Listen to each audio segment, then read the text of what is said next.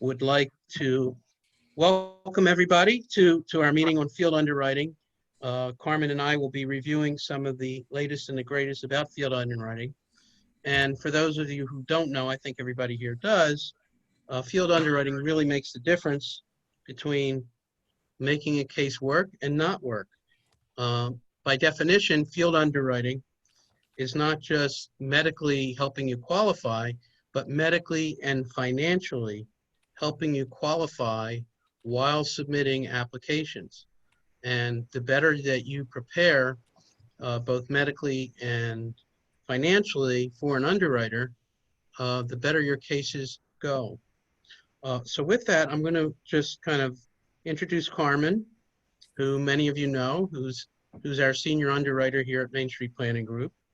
And Carmen, when I ask Carmen, what's the number one thing about field underwriting? It is what? Getting to know your client, knowing your client. Excellent. So what should you know about your client before submitting a case? Well, I was always taught in underwriting that when I look at an application, I should be able to see my client. I know exactly what's going on with this client. So some of the questions that we should always ask are, of course, the medical history. For example, if someone has a case of diabetes, what are things that you should be asking? How well controlled is their diabetes? The first thing that should come up is your A1C.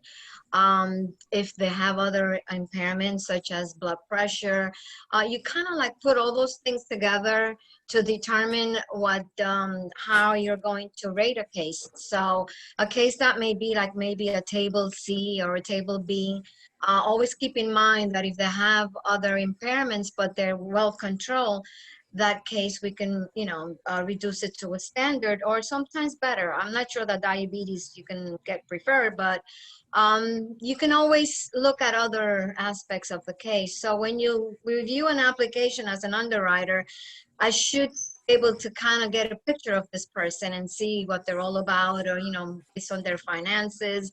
So it's always good to have as much information as possible on the application so that as the case gets developed, we can, you know, more or less know what we need up front and not have surprises come up, you know. So it's always very good to ask your client and try and hopefully the client is very honest and will give you a good history of what, you know, they're all about. Excellent. Hey, Carmen, Carmen has a vast experience as an underwriter for MetLife for, I don't want to say how many years, but I'm very lucky to have her as part of the team. One of the things that Carmen taught me a long time ago is something about debits and credits.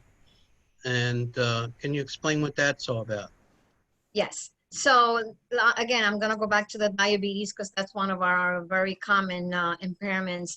So if you have a client who's diabetic and when an underwriter is looking at this case, they'll look to see other metabolic syndromes such as blood pressure, lipids, cholesterol. And so let's say they have very good blood pressure readings. They may be able to get some credits for that. And 10, you know, it's sometimes 50 credits or 50 debits can determine our case is either standard or table B. So based on those credits, you can give a client by looking at knowing, of course, you guys are not underwriters, but this is just an idea how underwriters can bring a case from a table B or a table C down to standards. And that's with those credits. You know, if you have good blood pressure and you have a diabetic and you have good lipids, you can get 10 credits, 20 credits, depending on whatever the insurance company other guideline is. Excellent. So all this culminates into what we like, especially on the larger cases, is to put a cover letter together. And the cover letter is tremendously useful and helpful in underwriting cases. So let's talk about the cover letter. So the first thing I like to suggest to people in a cover letter is to personalize it. What do I mean by that? So I want to say, what's your relationship to the client? Well, I've known the client for 10 years, or I've known it, or they're part of my social club or my community club. And when you put a good cover letter together with an application and it goes into an underwriter, all of a sudden they're not dealing with a number. So I want to do a webinar. I want to do and the webinar. So all of a sudden, you're in a situation where the underwriter now feels a connection to your client. Just like I like to say, a college application. When you submit a college application, you want to know what's special about your child, or if you're submitting it for yourself, what are the special attributes? Okay, so you personalize it. It's very important. The second thing that I like to do in cover letters is I like to talk about good social habits. And we can get credits with good social habits. Not only physical habits, you want to talk about they go to the gym, they walk every day. You want to show activity, but you also want to show community involvement, because again, that makes that connection with that underwriter. They're very active with their community center. They're president of the Chamber of Commerce. They're involved in the business community. And again, that further solidifies that relationship with the underwriter. Like, I know Jack. Jack is a person I can associate with. Jack is a person who works out and is taking care of their health. If you know they have underlying health elements, you want to relate to those underlying health elements and what are they doing about it. And I just had this conversation yesterday, and I could say with most people that I know, they probably know their mechanic better than they know their doctor. They know what kind of oil to put in their car. They know what kind of gas to put in their car. Every 3 months, they take it for an oil change. An underwriter wants to see follow through, that the client goes to their doctor and they're taking care of themselves, just like they take care of their cars. So if you can relate to that's a big thing. They want to know that you follow up. The doctor said, I need a sleep study. I went to that doctor and got a sleep study. Or I addressed the situation, said, you really don't need it because you went to this doctor, he said that. This is all good information, not bad information. The problem with many cases when they go in is the underwriter has to justify to the company, why am I giving this offer? Why am I doing this? Well, what do you know about this client? So the more I know about the client, the more I can help get this case through. And finally, and I'm looking at Phil when I say this, and I'll tell you why, you have to financially qualify the person. And when you do this on a field underwriting basis, sometimes you can make a case much bigger than you started because the people don't even realize what they're worth or what their business is worth. I walked in with an agent with a client, and unfortunately the agent's not on the call, and he had a manufacturing company, and what he would do is he would get in these big steel rods, okay, and he'd cut them into little small discs and send them to airplane manufacturers, and they would cut them then into wheels. Each rod was worth $20,000. He had 1,000 rods in there, but he didn't think his business was worth that much. His inventory alone and the estate problem he has alone, because he wants to give the business to his son, is going to be tremendous. So very important. Phil Kanyak is a forensic accountant. That's what he does, is he'll go into a business and he'll give them the value. So that's very important. We also had a case recently. I'm sorry? I always look at the asset value for an operating or manufacturing concern as the lowest value. And I won't forget about that inventory. Right. Oftentimes we're trying to push the number down, and I've got $20 million worth of stuff on the balance sheet or in existence, and the client's telling me, no, we got to value the business at $6 million. Not when you have a strong balance sheet like that with inventory. Right. But the key is to the insurance company. We have another, and I'm not going to say who it is, but he's on the line right now. His clients own 31 acres. Okay, they have a big estate tax problem. The underwriters only wanted to go to 15 or $20 million. But when we went to a commercial realtor in our network and said the value of the property is $1 to $2 million per acre, we then justified to the company that these guys need at least $25 million each. Right. And the underwriter is perfect with that. So use the resources you have, and you're doing a much better job for your client in putting this together. So again, when doing the cover letter, and I recommend it for most cases, this is what differentiates an agent from select a quote or going online. This is your value to the client, and this is your value to the insurance company. Now, the insurance companies, and I know there's two wholesalers here for insurance companies, are aiming to do things quicker and better. And what do I mean by that? They're not relying on medicals almost. Sometimes they're doing non-medical because they're relying on sources of, oh, they took this drug or that drug or this drug. If I'm able to go through the client's drug list up front and say, is there any other drugs you took this year? And I'm able to explain to an underwriter ahead of time, oh, you had a cold and you had this antibiotic. It saves us time in underwriting, and time is money, people. Okay, our concept of doing business at Main Street Planning Group is from submission to commission, doing the best job we can do for you. So we don't want the underwriter keep coming back for different things, or the underwriter then goes to a medical director, and then we have a medical director making a decision on things that don't happen. So field underwriting is vital in the underwriting process. Having Carmen look at the APSs and the medicals is vital in the process because she'll pick up things that maybe an underwriter doesn't, okay? She'll pick up, and why do you need that? Well, I could tell you 100 different times where if you didn't have her, we wouldn't get the case done.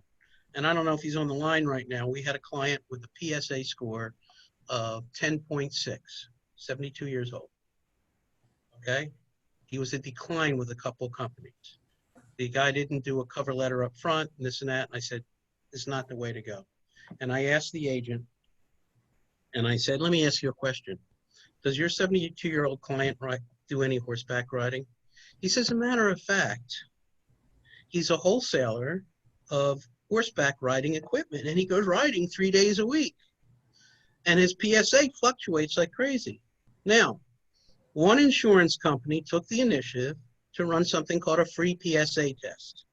2 other companies would not offer a test, okay? He got preferred $2 million of term insurance at 73 years old with a PSA score of 10.6 because we went the extra mile and wrote a cover letter and explained why his PSA was so high. He didn't even know.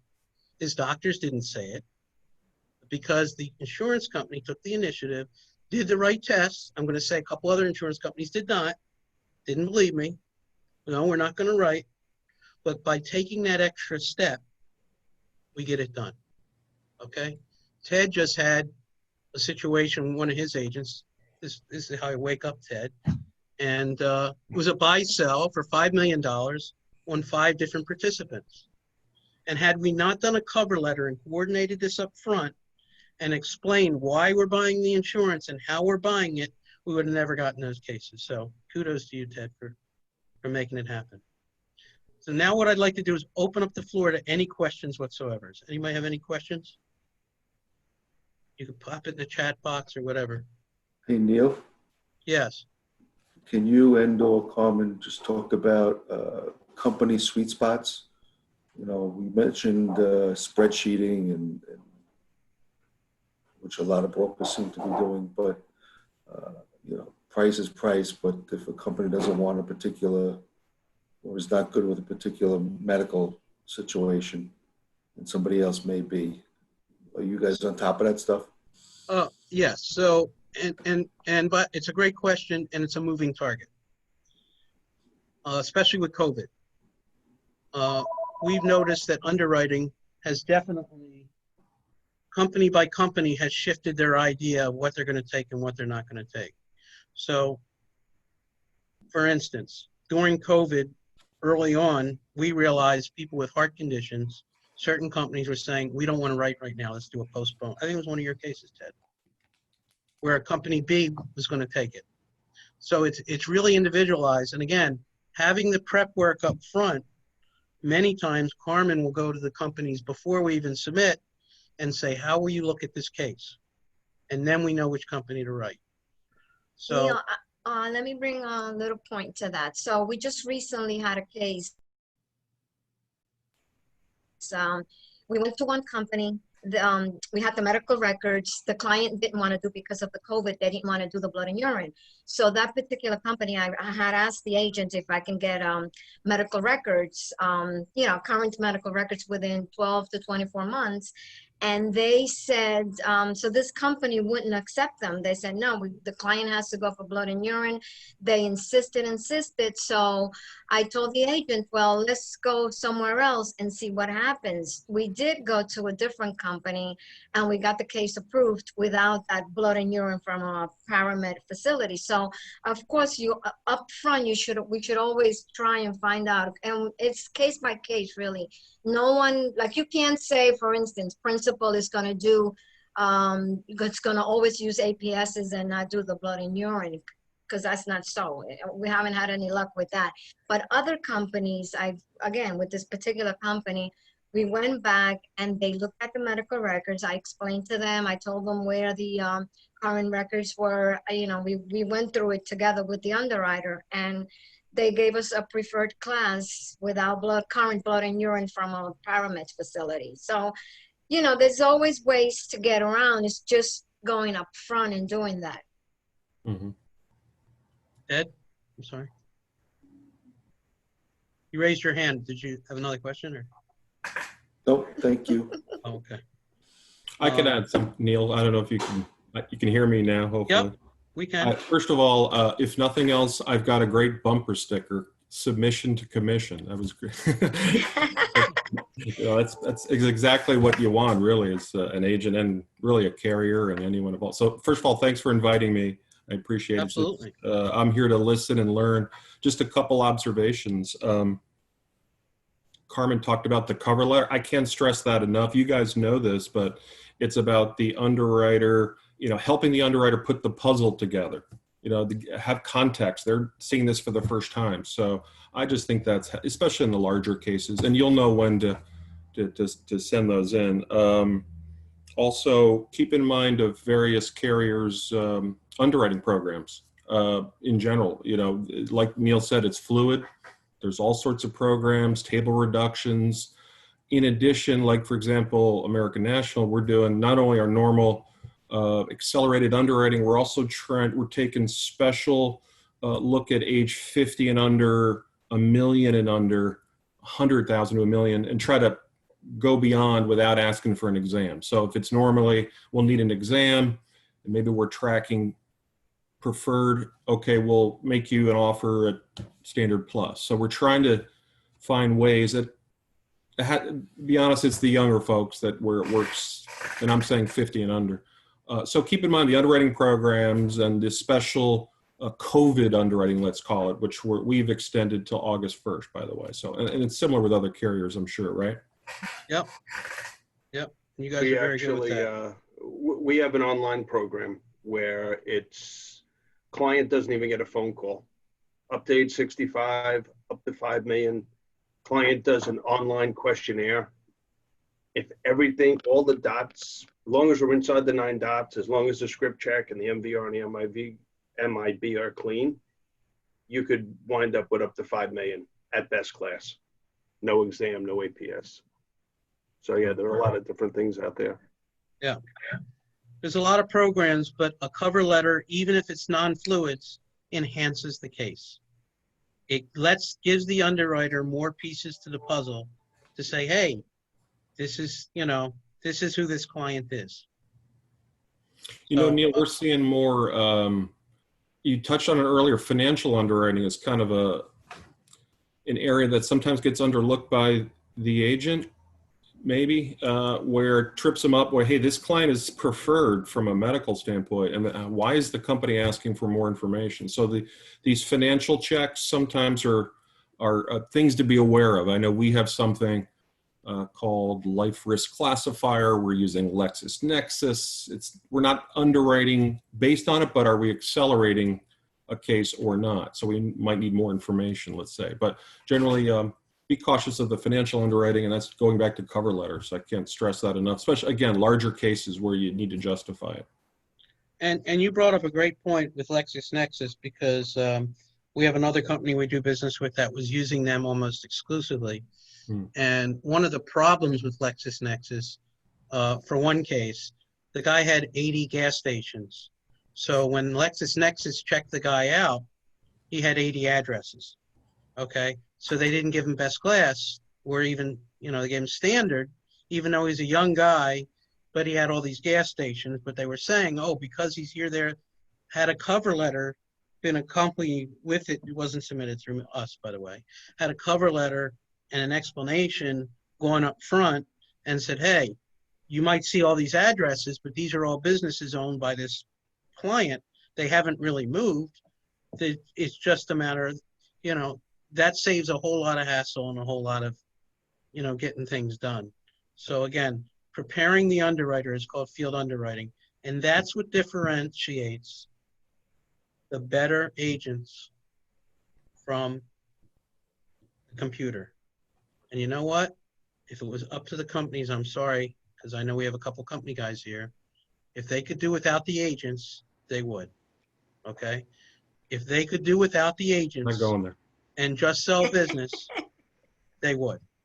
If they could do without us, they would too. So I understand. If they I'm could not do without going the there. wholesalers, they would, and many of them have. So I think the point of the matter is, the better job we do, the better we're going to be able to help our clients, the more successful we're going to be in getting our clients, in our cases, the kind of coverage that they want and desire. And if there's no other questions, thank you all for attending. I really do appreciate it.